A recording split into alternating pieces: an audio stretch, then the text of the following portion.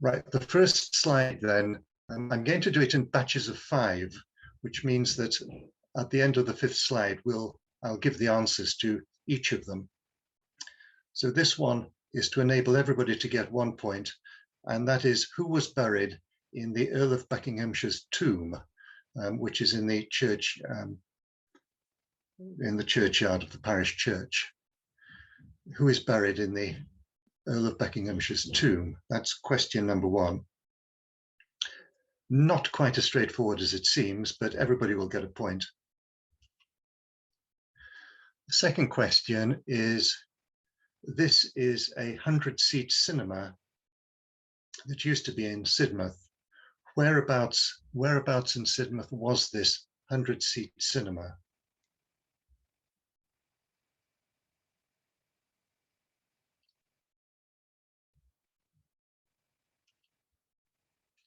The third question is that we believe that this print was the very first topographical print of Sidmouth. And I've given 3 dates there. We're pretty confident that we do know the date. So 1786, 1796, or 1806. The artist was a man called Mr. Rowe, R-O-W-E, curiously not related to the famous George Rowe, who was to do later prints of Devon and especially of Sidmouth. Just a coincidence, it was the same name.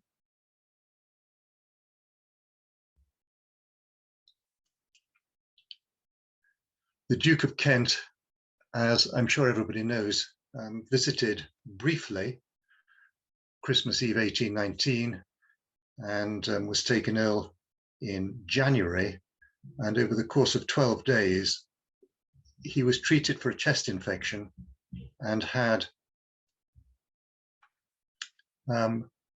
blood removed, and we have a fairly accurate idea of how much blood was removed because it was recorded in letters that were sent.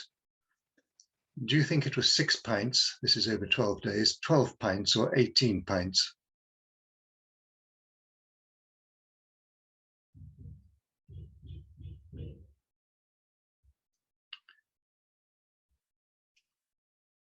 And the next one is, this is from the long picture. So it's a westerly view of the long picture. And I've underlined in red a building which is on the shingle. Who is thought to have lived in this cottage on the beach? Remember, this was painted in 1814 and the engraving was 1815. Now I'm going to do the answers in batches of 5, as I did last time. And so I'll begin off now with the answer to this one. If you said that the Earl of Buckinghamshire is buried in the tomb, then you can give yourself 1 mark. If you say the encounter, then you can give 2. Then you can give yourself 2 marks. It is, of course, a silly question, but the reason it came to me, the question, was as long ago as 1961, Groucho Marx did a quiz program on American television, and to make people feel more confident, he always gave the same question as the very first question, which was who was buried in Ulysses Grant's tomb. And of course, everybody, not everybody, but nearly everybody said Grant, and he scored that as being correct, and they could go on to their next question. In point of fact, it was a trick question because he wasn't buried in the tomb. He was buried in a sarcophagus above the tomb. But it reminded me that perhaps I could ask the same question about the Earl and Countess of Buckinghamshire. As far as I know, they are buried there. The Victoria Hotel is the answer to the cinema question. It was a cinema for getting on for 15, 16 or 17 years. This was the research that was done by John Griffiths. And I should add that one purpose of this short quiz is to promote our publications. And if you don't have a copy of his story of Sidmouth cinemas and theatres, it is very well worth getting, because it gives so much new information. And this was a particularly striking bit of information that I don't think many people knew about. The cinema was very well appointed, and the reason it stopped in the late 1970s was simply because by that time there were televisions and DVD players, or if not DVD players, cassette tape players in the bedrooms, and so there was no need for the cinema.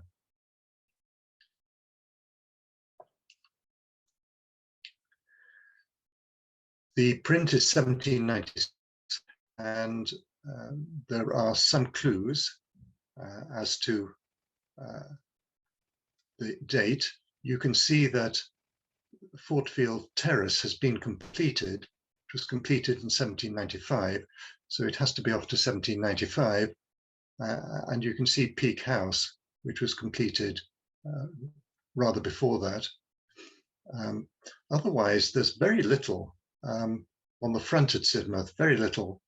This is thought to be Blossom Cottage, which is now Beach House, one of the very few buildings on the front. So a very sparsely populated town at the time, still a very small town.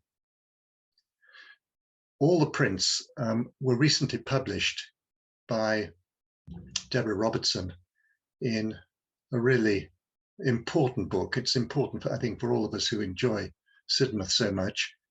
It includes her print book, all the prints that we have in the archives in the museum, which accounts for practically every print of Sidmouth that has been done in Georgian and Victorian times. We weren't sure what sort of sales we would get, and therefore there was a limited publication of just 100 copies. But if people come to us and say that they would be interested in a copy, and there are enough copies to justify it, we would certainly strongly consider a new print run. But I think we're going to have some feedback about that. It's a beautifully produced book. The answer concerning the Duke of Kent is 120 fluid ounces. In fact, the total blood volume in a male is 12 pints. It's still an extraordinary amount of blood to be taken, 6 pints, albeit over a number of days. Unfortunately, the doctors looking after him followed the British or English tradition of letting blood for a chest infection. If he'd have been similarly ill in France, it's unlikely he would have had any blood taken from him at all. So he was unlucky to be a royal prince, and therefore more blood was taken, I think, because it was assumed that it was more likely to save him. And he was also unlucky, of course, that he was in this country. This is one of the stories in my own Sidmouth Royal Connections. The two longest chapters are on the Duke of Kent and also the Duke of Connaught, who of course had very close connections with the town. This is a picture from a book that I think was designed for young people, that was published 2 years after his death in 1822, and shows a romanticized version of Edward dying and his wife, who was called Victoria, sitting beside him. In fact, she was a very, very good nurse to him and stayed with him all the time. Must have been a dreadful time for her. On a lighter note, it does remind a lot of people about the very famous Tony Hancock blood donor, which I think dates back to the late 1960s, I think. But you probably know this line that he said, "I don't mind giving a reasonable amount, but a pint, why, that's very nearly an armful." And I was trying to calculate whether, in fact, 6 pints would be an armful. And I think it probably isn't, is rather less than an armful, but it was a good line nevertheless. Dame Partington is literally the resident of the cottage on the beach and became famous in the early 1830s when, following, I should say, I'm sorry, in the 1820s and 1824, after the Great Storm, which washed away the cottages at the base of the cliff, including hers. And it was said that she tried to push back the waves with a broom, and it was reported in the national newspapers about Dame Partington trying to stop the sea. And it was used in the early 1830s as a metaphor for people trying to prevent suffrage. The things that I'd like to add about this print is that by looking at the print, you can tell that certain things have been added to it. And the two buildings here, that's Clifton Cottage and Cliff Cottage, which then became Sea View. These were both added not on the first engraving, but on the second and third ones, the so-called second and third state engravings. They date from the early 1830s and the early 1840s, which means that this long picture engraving dates from either the 1830s or the 1840s. That is after the Great Storm of 1824, which means that Dame Partington's cottage would have been, by that time, destroyed. I assumed, because it's still on it, it was either due to ignorance of the person doing the new engravings, or simply laziness. But it may have been that it may have been tricky to have got rid of the building and then to have done the background as well. It may have been too much for somebody who may not have been a very skilled engraver or artist. And if you look critically at these two buildings, they really do look as if they've been added. The other thing I want to add, which shouldn't be there, and you'll have to have very good eyesight for this, is that you may be able to see at the top of Peak Hill a signal mast. And that was taken down at the end of the Napoleonic Wars in 1815, which again, therefore, shouldn't be present on this later engraving.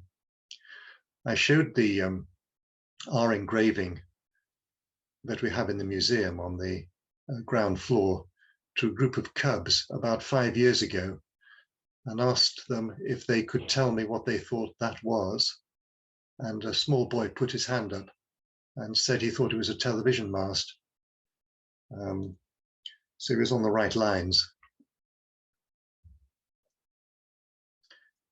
Both books written by Julia Creek, which are shown on the right there, the one below explains in great detail how both the watercolor and the first, second, and third engravings were put together, which is a most interesting read.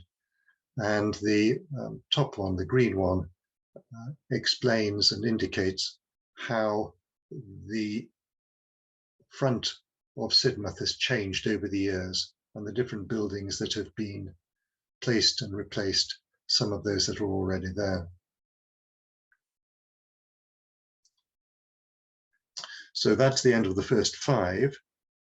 And we'll now go on to the next set of 5.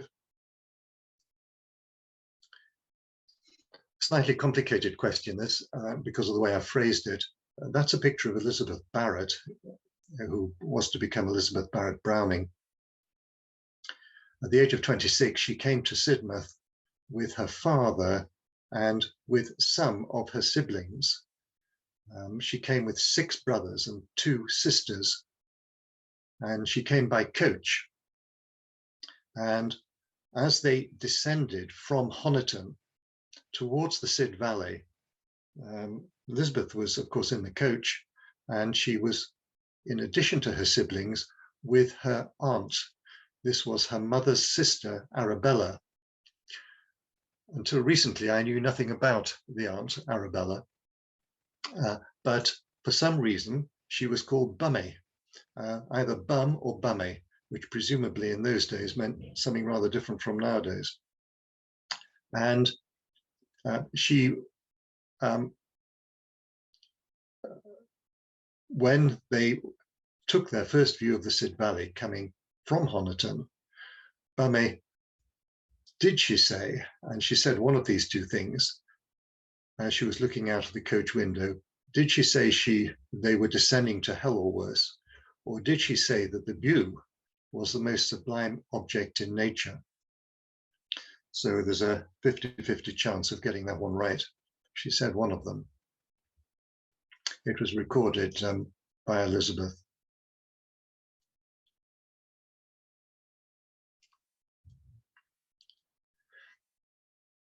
Probably the most famous building in Sidmouth, as I guess you know, for about 40 years, was the Knoll, which was open to the public. And it was opened by Thomas Fish, both the house and the gardens. But he only opened it on one day of the week. Which day of the week was it?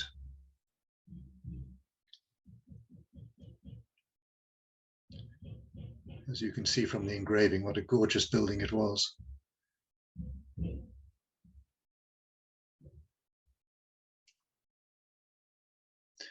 This one's about town guides. Probably the most famous ones were the ones written by Edmund Butcher, which helped put Sidmouth on the map. The first one, which wasn't illustrated, was 1810, but others followed, certainly in 1817 and 1821, and I believe there were other editions as well, including one that was published posthumously. Peter Orlando Hutchinson is also famous for his editions, which ran to at least 9 editions, the first being in 1857. But there was a town guide written in 1836. Who wrote it?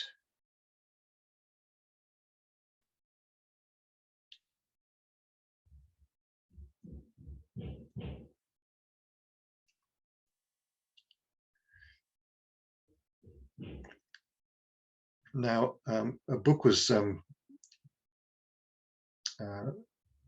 SVA printed a book of songs concerning the geology of the front. And one of these concerns Otter Sandstone. There's a photograph of the right of it. And one of the verses goes, "The land was clayey and sandy with pebbles from the riverbed. It also had iron and oxygen, which is why this sandstone is red. This was the Triassic period with reptiles and fish and more. The oddly shaped snout of the plant eater, the dog-sized what?"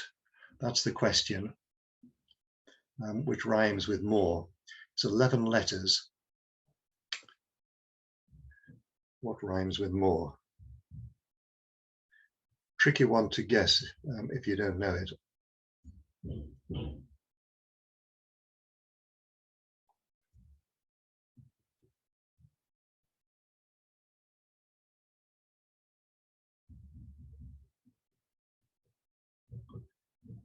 And the very final question of this set batch of 5 is, as I guess all of you will know, there is a huge tree that you see. Well, I guess it's on what formerly is called the side lawn, but most people regard it as the large lawn. It's certainly one that you cannot miss. And to give you a clue, the girth is 7 meters. And I'm asking for an approximate age to within about 50 years.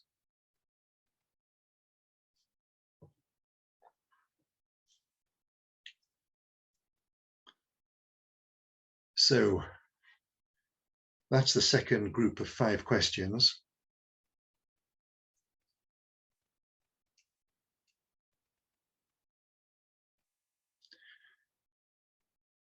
The aunt, the maiden aunt, Arabella, was Arabella Graham Clark, and she said, descending to hell or worse. She also said in the coach that it was like going into the bowels of the earth. It was Elizabeth Barrett who regarded the view as the most sublime object in nature. So they obviously had different views of it. I knew about this quote from Arabella, but I didn't know anything else about her. And I was interested to see online that, of course, an American academic has written a huge amount about Arabella Graham Clark and her relationship to her niece, Elizabeth Barrett. It was a very close relationship. I took Arabella to be a rather stuffy figure in the coach, probably acting as a nanny to the children because Elizabeth Barrett's mother had died. But in fact, she may have been very caring as far as her nephews and nieces were concerned, but in addition, she was quite a literary lady, and Elizabeth Barrett had a very high opinion of her aunt and her aunt's opinions. And whenever she wrote anything and printed anything, she sent it to Arabella for an opinion. And so she has been a rather neglected person until the last few years. And I found this inclusion online, which is some poetry written by Elizabeth Barrett, which she sent to her Aunt Arabella, who annotated it. And there is a line there, which you can probably see, about Byron being the Mont Blanc of intellect, according to Elizabeth. And Arabella clearly disagrees with her niece and says a high degree of eminence, even for Byron. So she doesn't hold quite the exalted view of Byron as Elizabeth Barrett does. And later on in the same sentence, Arabella feels that it's a pity that a fantastic mountain has a French name. Presumably, it should have an English name rather than a French name. So it's quite an interesting bit of research into Bummy. And if anybody can tell me why she's called Bummy, that would be gratefully received. This has been the whole issue of Elizabeth Barrett in Sidmouth was written about by Christine Hardy, and this small book is really worthwhile getting. All the letters and poetry that were produced by Elizabeth is in it, with some original drawings for the book as well, and it's all annotated and gives a huge amount of information about a rather neglected area of Elizabeth Barrett's life. So if you don't have a copy, please do buy one. Monday was the day that Fish opened the grounds and the house to the public. This went on for certainly over 30 years and conceivably for as long as 40 years, up until his death. And it must have been a fabulous place to visit. Admission was free. People were admitted in batches, I think, of 15 to 20 at a time. There were limitations there. There were restrictions on whether they could be admitted or not. So it wasn't just Mondays between July and September. If there was any rain at all, people weren't admitted. Dogs weren't allowed in. And I don't think children were, but I may be wrong there. But certainly rain and dogs meant it was impossible to visit. So you might make the journey all the way to Sidmouth, especially to come to the knoll, and find that you couldn't get in. There have been two books that cover this era very well. The one by the Barnards is a splendid book which covers everything that one needs to know about the knoll, right up to the time that it was sold. And the top one is our Blue Plaque book. And again, it's a major entry in the Blue Plaque book.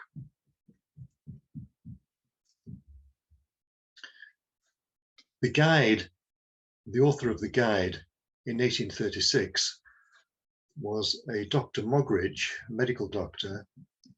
He died quite young. He was only 48 when he died. And Anne Tanner had the idea of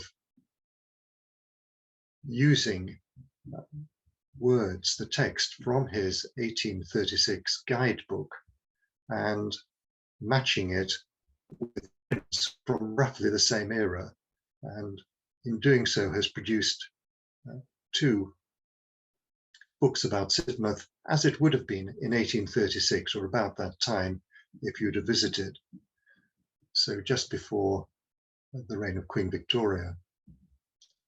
We have two copies of the guide in our archives, and this one is a particularly interesting one because it belonged to Hutchinson. So it was his personal copy, and that's his copperplate writing at the bottom. And Hutchinson, of course, always likes to have the last word. And he says here, he doesn't say anything terribly complimentary about the guide, but he feels that he must say that the list of plants is imperfect. So he's got to have some criticism.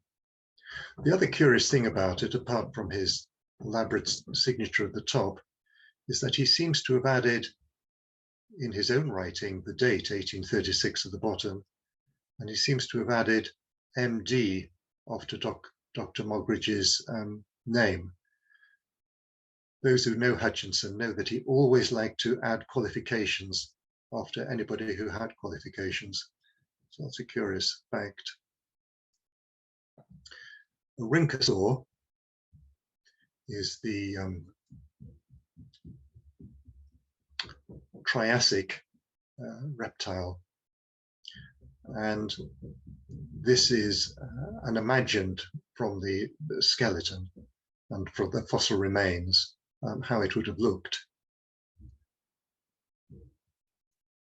If you came across one in the bayous, it would be a bit improbable, but they were herbivores, so they wouldn't have rather striking looking things. And again, these songs about the geology of the cliffs are found in Sid Rock's a brilliantly put together small book by Roger Trend and his daughter Emma, who is a professional musician, and Emma's late husband, who sadly died very recently, Ed. And these songs are really memorable and a way of learning about the geology of our cliffs and foreshore.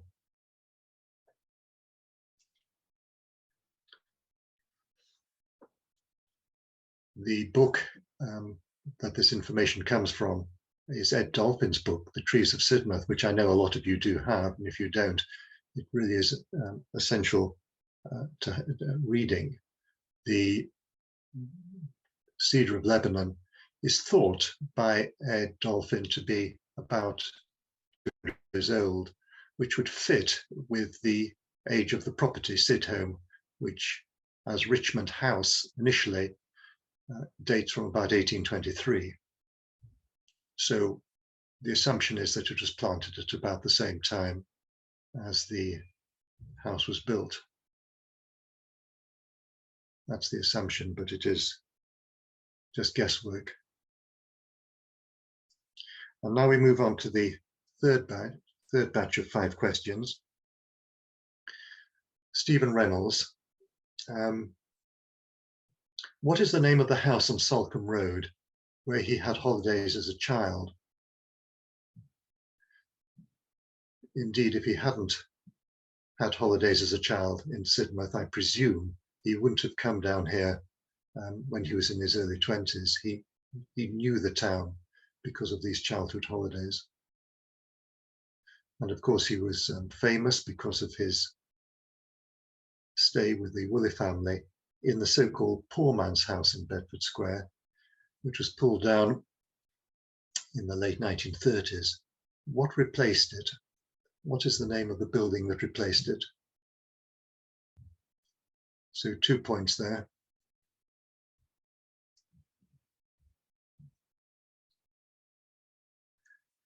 In 1908, there was a small hotel beside the York Hotel, the Royal York Hotel. It became the Faulkner, but before the Faulkner, it was known as Gloucester House. Quite a smart hotel, probably smarter than the Royal York, as a matter of fact, judging from the clientele that went there. Which future famous poet went there in 1908, and why was he summoned to go there?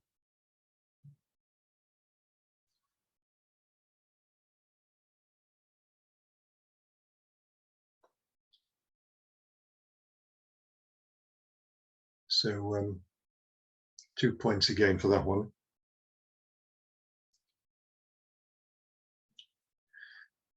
This is a question about so-called cliff retreat, in other words, the shrinkage of the cliffs, the erosion of the cliffs at the front.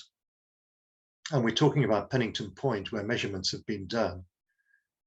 This is very approximately, but the figures that are available, and this is averaged because a number of different readings have been done, so this is averaged over a 10-year period.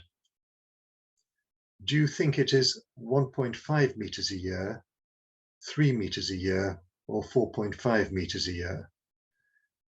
Either 1, 2, or 3. 1.5 meters, 3 meters, or 4.5 meters.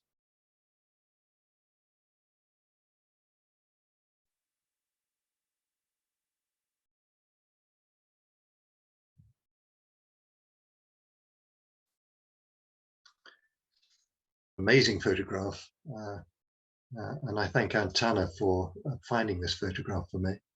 This is a photograph of the Western Garage on Station Road. And once you've got your bearings, you can see where you are. You have Fortfield Terrace at the end. And this amazing garage in the first part of Station Road, with all these cabs outside, as well as I presume either a bus or a charabanc as well. And in May 1918, the person who owned the garage was fined £1, which is the equivalent of about £60 now, for offences committed by drivers of 2 of his motor cabs. Were the drivers thought to be speeding, thought to be drunk, or thought to be taking customers on a picnic? So it's one of those 3 answers.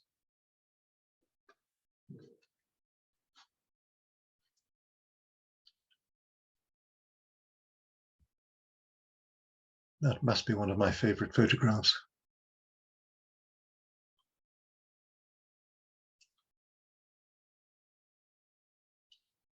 Three locations here in Sidmouth. And so I'll leave you time to have a look at all 3 and the name of them. Well, I haven't asked for the name actually, but what they have in common. What they have in common.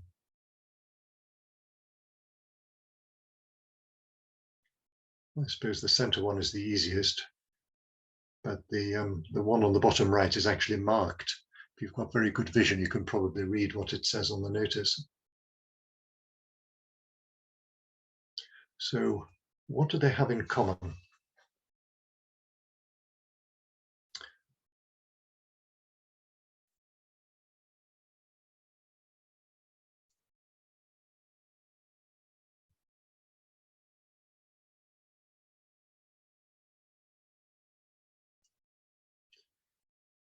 Right, to go through the answers now. He stayed at Barrington Villa. I think Richard Ely has joined us and knows the house very well, as it's where he lives. But this lovely Regency property on Salcombe Road. We have an old photograph on the top and a more modern one below Barrington Villa. I think he came on about 3 occasions under the age of 10, with his stepmother, who leased the property. His mother had died. And again, we've got there the poor man's house in Bedford Square, pulled down in the 1930s and replaced by Weston Court.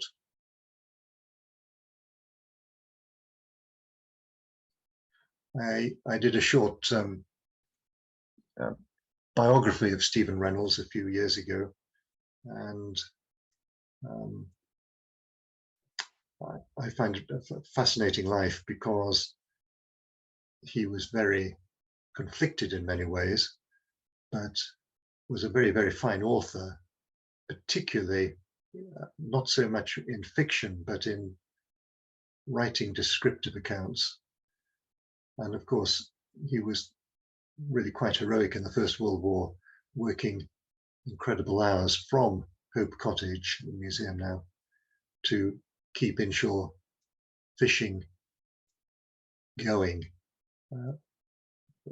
over a 700-mile area of this southwest coast on Wales. Most extraordinary. Very short life, died at the age of 37. Rupert Brooke was the young poet. He really was only just beginning to be known in 1908. I think he'd only had some of his poems published. He was in his early 20s, and he was in a relationship, not a physical relationship, but he was very much in love with a 16-year-old girl who was still at school, called Noel Olivia, first cousin to Laurence Olivia. And he was madly in love with her. She less so with him, it has to be said, although he didn't realize that at the time. And his parents were extremely anxious about this relationship with a teenage girl, and summoned him to Sidmouth. And he had, I think, 2 weeks in Gloucester House Hotel, loathed every minute of it, and said Sidmouth was a dreadful place, but I think that was because of the situation he found himself in rather than the town.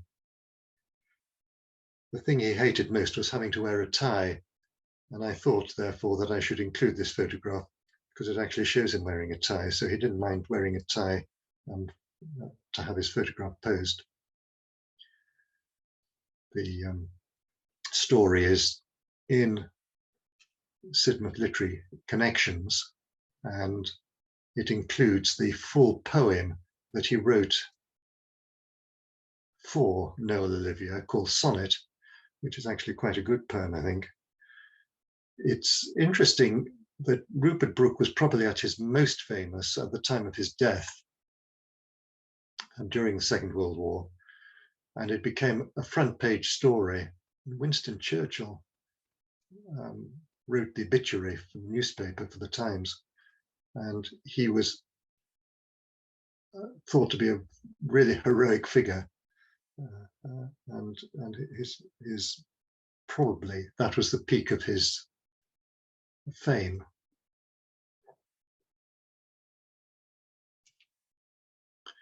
Cliff Retreat is 1.5 meters a year, it is thought, on average. This amazing bit of research work by Chris Bass in 2019 published LiDAR findings, and one can see there the line extending into the sea is 1898, and the line which is the most recent one is 2017. So you can see the huge difference in where the cliff line used to be and where it is now, very, very graphically. And of course, Roger Trent has written a splendid small book about the coast and about coastal erosion and problems with the coast and different explanations for it and strategies for managing it.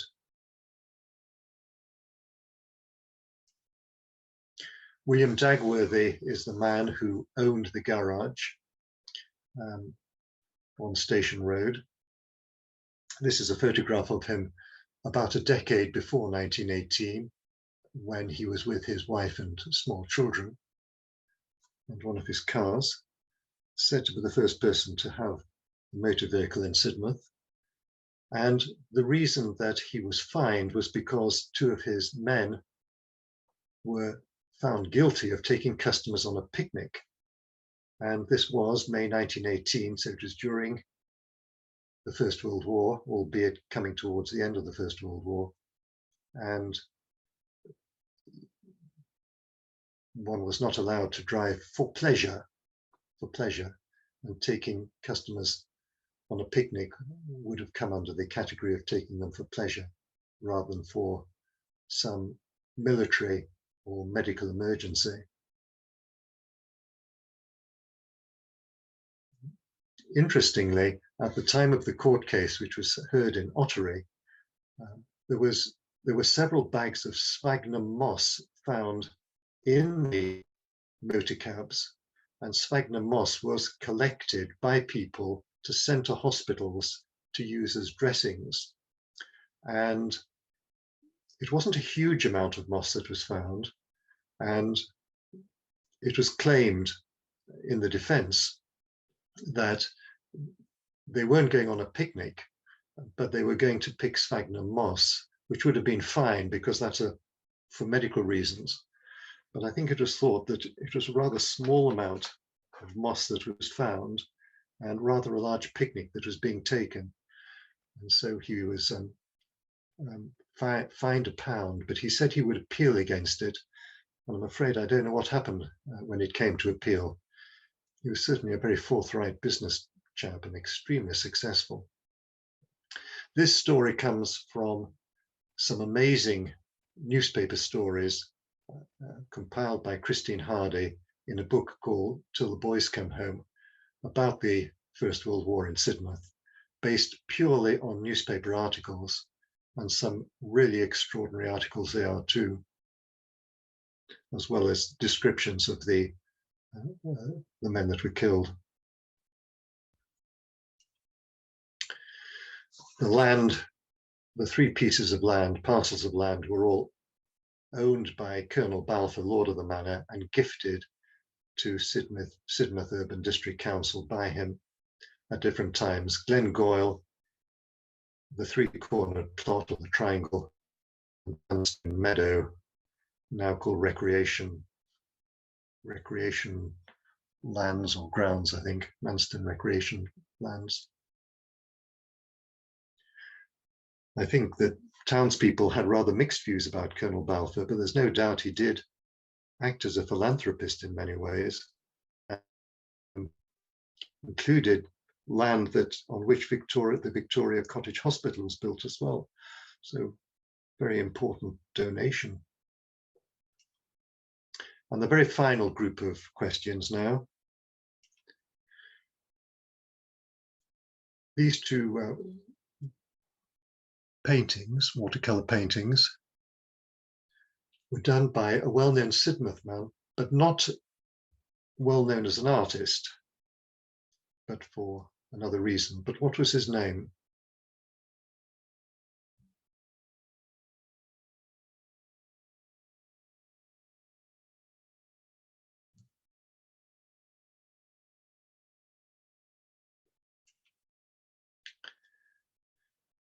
The lady on the right is Princess Marina, who became the Duchess of Kent. And when she got married, she was given some beautiful lace, a large table mat and 12 small mats, 1934. Who made them?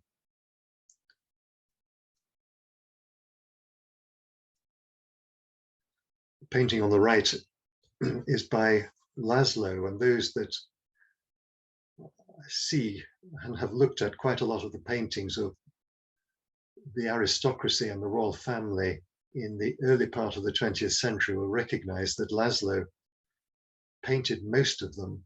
He was very, very fashionable and had a very, very distinctive style.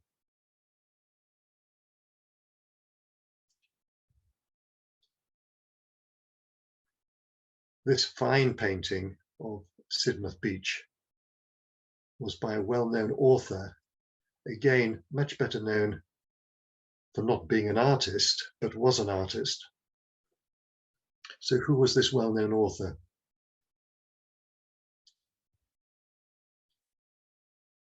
I think the date was 1905.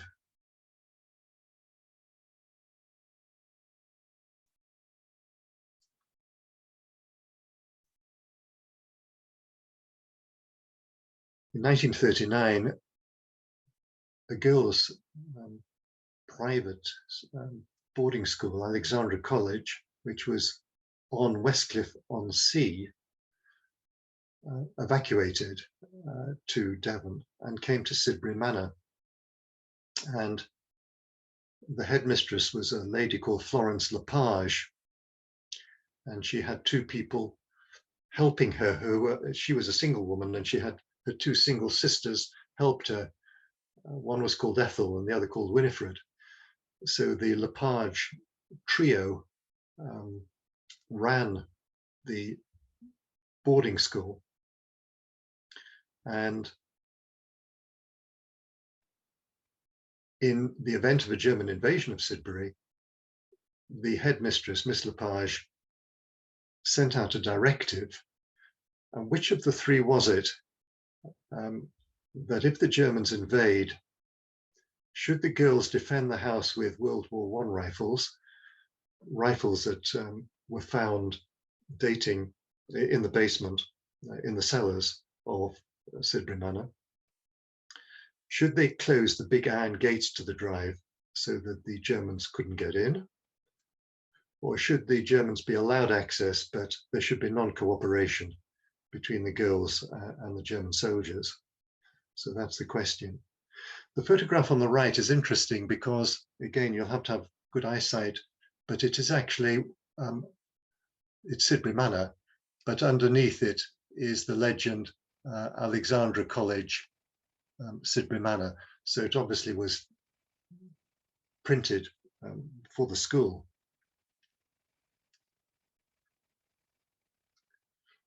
And another World War II question. In 1941, local people adopted and helped fund HMS Sidmouth.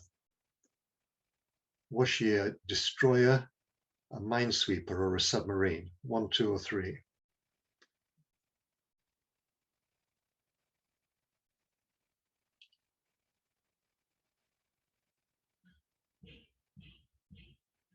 And the very final question is, there are 3 mammals in the Sid Valley that truly hibernate in the winter.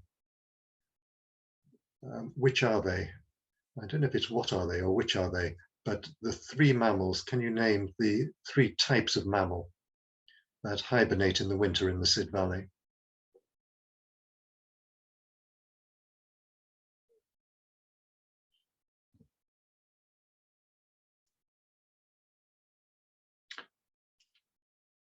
Right, now the answers to the questions, the watercolor paintings, rather fine ones, are by R.W. Sampson, who of course was such a dominant figure in Sidmouth. It's interesting how he's known as either Sampson or R.W. Sampson, never by his first names. Robert William. It's curious how some people are known by their first name and others by initials. We talk about H.G. Wells, but always Charles Dickens. It's strange. Hannah Barnard. Barnard was the lady who made the lace. she did it from her shop in Banwell House, which is on Old 4th Street, which is next to the Anchor. And the lady on the right there is her mother. That's Mary Nichols Barnard, and that's her grandmother, Caroline Nichols Hayman. The shop is now Beauty Within. It has a blue plaque outside. And I don't think Miss Barnard did it on her own. She did it with help from a group of her lady friends. The letter was written by Marina to Mrs. Balfour, Colonel Balfour's wife, thanking Mrs. Balfour, who had nothing to do with the lace mats whatsoever. It just so happened that the Duke of Connaught was staying at the manor, and he acted as somebody to collect the table mats to take them to his great nephew at the time of the wedding. His great nephew, that is the husband of Marina, was George, Duke of Kent.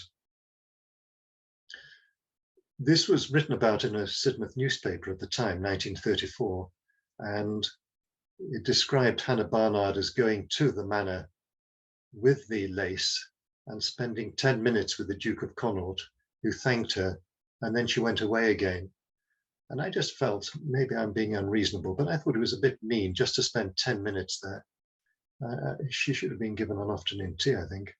Spend the afternoon. It was a gift after all. A tremendous publication about lace has been done, which you can see on the right there, which tells you everything that you need to know about the history of lace, the social history of lace, as well as the laces that's been made. Beatrice Potter was the fine artist. She came to Sidmouth on 6 occasions. Oh, sorry, 1901, not 1905. And this presently is in the Victoria and Albert collection. It's not on view though.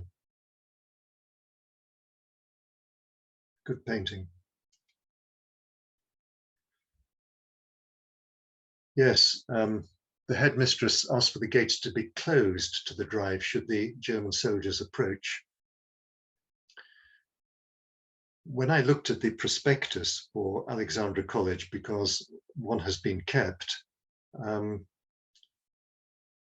I just got the impression from even the name of the headmistress and her sisters, and the photograph of the girls in their white dresses, and the whole business of a girls' school at Sidbury Manor, that it probably was a bit like St. Trinian's, and they probably had a whale of a time and fraternizing with the gardeners or with the local people in Sidbury, and much drink taken as well. And then when we were researching World War II, I spoke to somebody who lives in Sidmouth who actually went to Alexandra College, and much to my dismay found out that it was a very straight-laced school, really quite strict, and very keen on academic results, and it wasn't at all like St. Trinian's. So I was completely wrong about that. But it's interesting to think that she said the gates to the drive be closed, because in the prospectus for the school, she says Sidbury Manor stands on high ground in a park of 110 acres in a very safe area. A very safe area, assuming the Germans don't invade. And HMS Sidmouth was a minesweeper and had a very distinguished military naval history. She was lucky. She had 3 commanders that were all very, very good, and she led her own flotilla of minesweepers in the Channel at the time of D-Day, and behaved and had a record of great gallantry throughout the war years. The plaque that you can see there was on her bridge, and a second plaque was given to the town council and then passed over to the museum. And the full history of HMS Sidmouth is documented in our book of Sidmouth, Sidbury, Sidford and Salcombe Regis in World War II, which is on the right, which also gives the story of Alexandra College as well.